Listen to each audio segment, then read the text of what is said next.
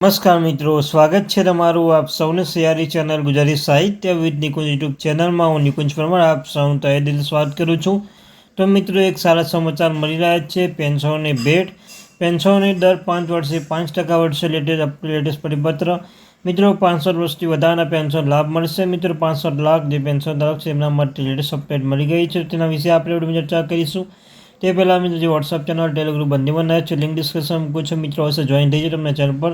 સરકારી કર્મચારી, નિવૃત્ત કર્મચારી, પેન્શન ધારકો બાબતે, પગાર બાબત, ડીઆર, એચઆર એના કોઈ પણ અપડેટ આવે તો જાણ કરવામાં આવશે. ચેનલ સબસ્ક્રાઈબ કરી બેલ આઇકન બટન દબાવવાનું ભૂલશો નહીં. તો મિત્રો, વિડીયો શરૂઆત કરું છું.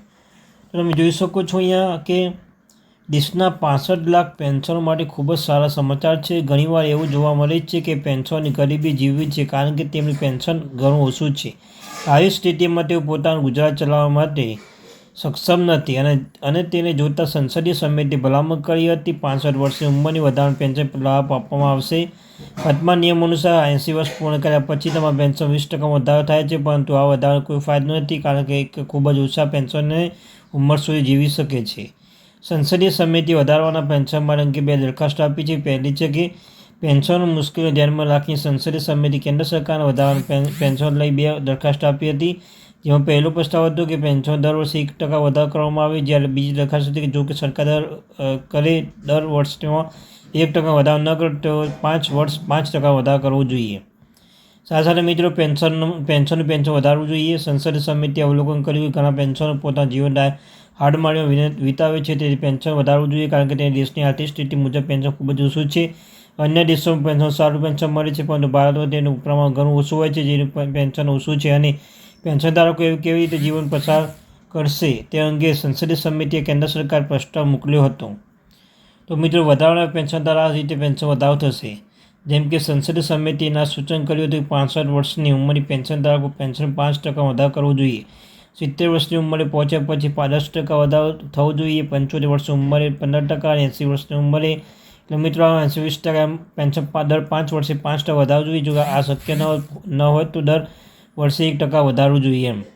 સાથે મિત્રો, વર્તમાન નિયમ શું છે કે વર્તમાન નિયમ મુજબ 80 વર્ષ પૂર્ણ થયા પછી તમારા પેન્શન 20% વધારો થાય છે. 85 વર્ષ પૂર્ણ થયા પછી તેનો 30%નો વધારો થાય છે. પણ 90 વર્ષ પૂર્ણ થયા પછી તમે 40 અને 4 વર્ષે પૂર્ણ વધારે 20% વધી જાય છે. પરંતુ મિત્રો, તમે જોઈ શકો 80-85 વર્ષમાં મૂળભૂત પેન્શન 20% વધારો, 85-90 વર્ષમાં મૂળભૂત પેન્શન 30% વધારો, 90-55 વર્ષમાં મૂળભૂત 40% વધારો અને 55 વર્ષથી ઉપર મૂળભૂત પેન્શન 50% વધારો અને સાથે 100 વર્ષથી વધુ ઉંમરના મૂળભૂત પેન્શનમાં 100% વધારો કરવાની જે હતી મિત્રો.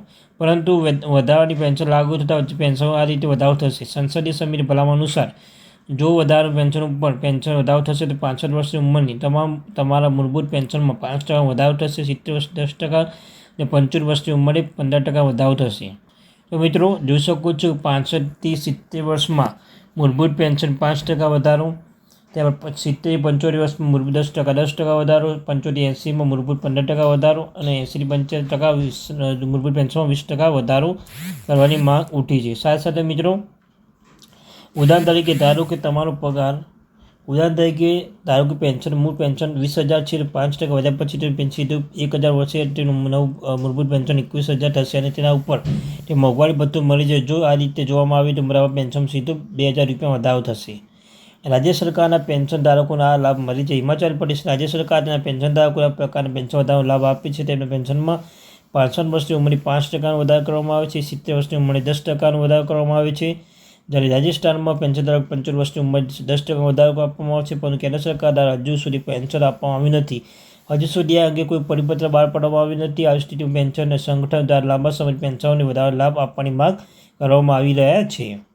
તો મિત્રો, કોઈ પરિપત્ર આપવામાં આવે તે માંગ આવી રહી છે. તેમનું કહેવું છે કે રાજ્ય સરકાર આ રીતે વધારાનો લાભ આપી શકે છે તો કેન્દ્ર સરકાર કેમ આપતી નથી. હાઈકોર્ટે આ પ્રકાર નિયમ વધારો કરવાનો નિર્ણય આપ્યો છે અને તમને જણાવી દઈએ કે ગુવાહાટી હાઈકોર્ટ ચુકાદા આપ્યા તે પેન્શનધારકો ઉંમર 79 વર્ષ પૂર્ણ થતાં જ સાથે જ તેની પેન્શન વધારો કરવાની માંગ સાથે વધારો કરવામાં આવે છે. જે બાદ મદ્રાસ હાઈકોર્ટે પણ આ નિર્ણયને યથાવત રાખ્યો છે. જે બાદ દિલ્હી AFT પણ આ નિર્ણયને મંજૂરી આપી હતી. તેમ છતાં કેન્દ્ર સરકાર હજુ સુધી અંગે કોઈ નિર્ણય લીધો નથી. તે ચિંતાનો વિષય છે. કેન્દ્ર સરકારનો મોટો નિર્ણય. સંસદીય સમિતિએ આ ભલામણ બાદ કેન્દ્ર સરકાર તમામ વિભાગો પેન્શન ડેટા માંગ્યો હતો. કેટલાક પેન્શન 65 વર્ષ છે, કેટલાક 70 છે, કેટલાક 75 વર્ષના. આ રીતે વિભાગીય ડેટા કેન્દ્ર સરકારે સોંપ્યો છે અને કેન્દ્ર સરકાર આ ડેટા વિભાગ મોકલી આપ્યો છે. મંજૂર માટે ખર્ચ ટૂંક સમય ખર્ચ વિભાગની મંજૂરી મેળવવાની છે. નવી સરકાર બન્યા બાદ પેન્શનધારકોને લાભ મળે તે જરૂરી છે. આવી સ્થિતિમાં કેન્દ્ર સરકાર આ નિર્ણયને મંજૂરી આપી શકે છે. લોકસભા ચૂંટણી પરિણામ બાદ કેન્દ્ર સરકાર પેન્શનોની અગવડતા કરી શકશે નહીં. તો મિત્રો આ હતી અપડેટ.